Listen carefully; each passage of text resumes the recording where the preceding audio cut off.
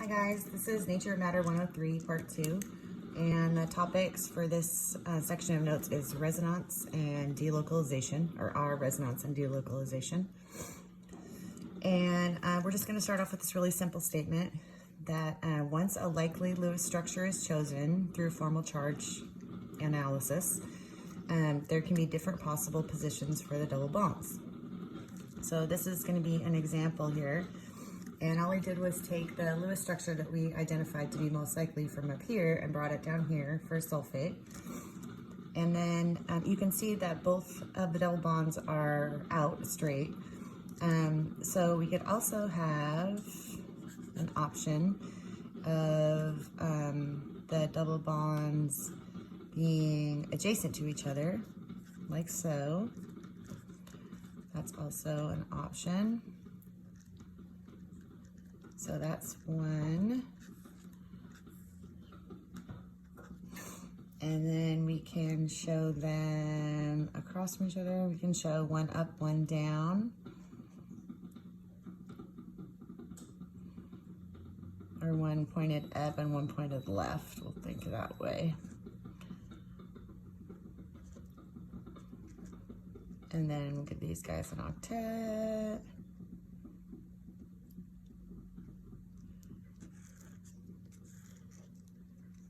Okay, so all we're showing really is the electrons in the double bonds kind of bumping around the molecule. So this is also an OR. And what we would describe this set of Lewis structures are called resonance structures. And the way we show them instead of the OR is a double-ended arrow. So I wasn't erroneous on writing an OR there. With the resonance structures, you show a double-ended arrow. And so resonance structures, just a really quick definition there, is a set of Lewis structures. Oops. For a molecule in which the formal charge distribution is the same, but the position of the electrons might be different.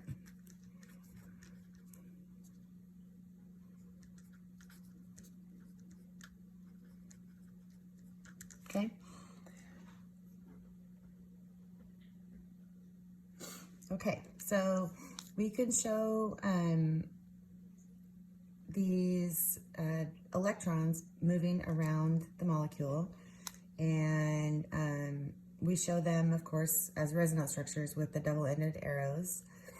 And these are possible positions of the electrons for this particular structure.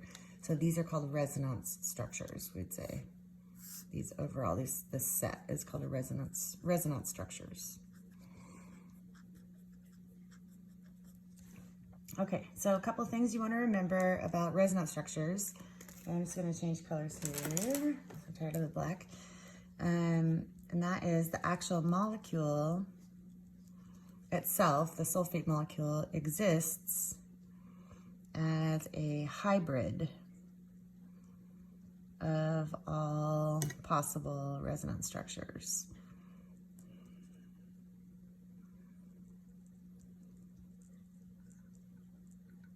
Okay, so the molecule themselves, or the molecule itself, has its electrons shared across the entire molecule. These electrons that can move within the molecule, they're shared across the entire molecule.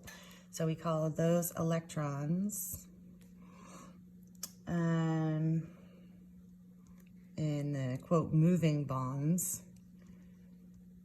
so to speak, are called delocalized. So that's a fun word to say. And that just means that they're shared across the entire shared across the entire molecule. So localized electrons means that they're held between atoms. Like a single bond, these would be localized electrons, and these double bonds that seem to be moving around the molecule are called delocalized. Okay, so I'm going to switch papers here really quick. Scoot this down. This is really high tech here right now. So what I want you to do is, if we're looking at the sulfate ion like this, we can picture the electrons in the moving double bonds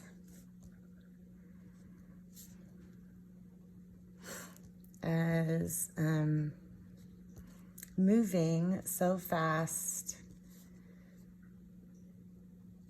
that they're visually, I guess, in all places at once.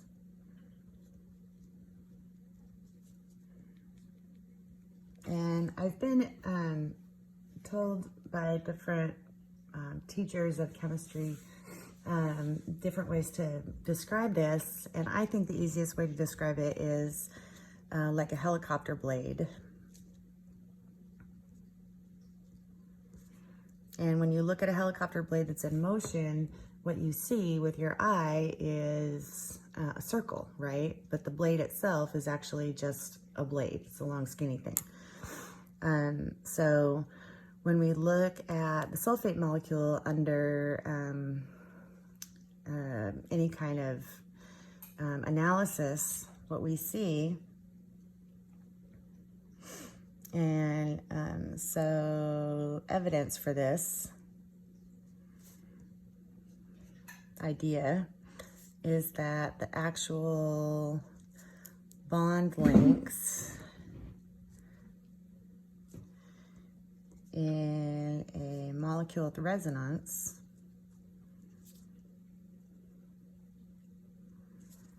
is between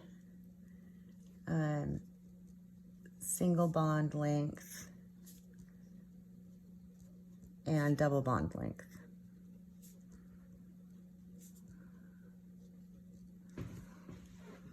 So I'll let you absorb that for just a second.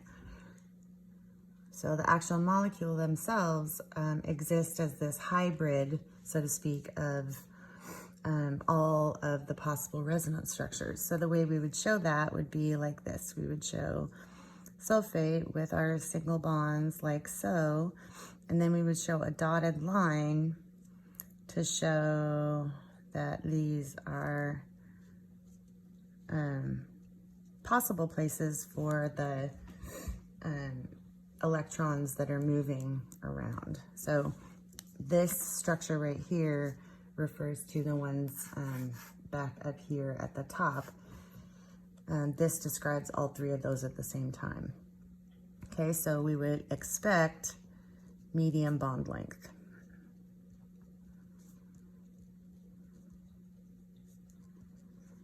Where double bonds are shorter and single bonds are longer.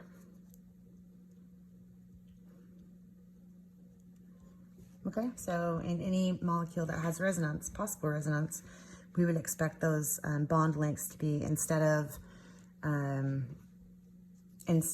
looking at like these molecules and saying, okay, well, this is going to have too long and too short. What's observed is that all four of them have the same length, and they're in between single and double bond in length. So it's kind of like they're a hybrid of the possible structures. Okay, so I think that kind of wraps up resonance. Oh, the other thing, actually, there is one more thing I want to say, and that is that when a molecule has resonance structures or possible resonance structures,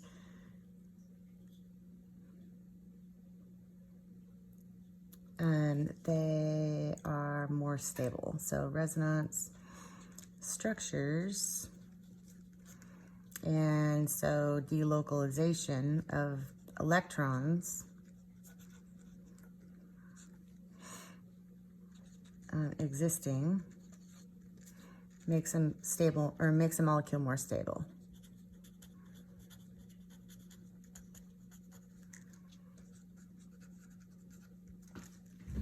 Okay, that's it. Have a great day. Thanks. Bye.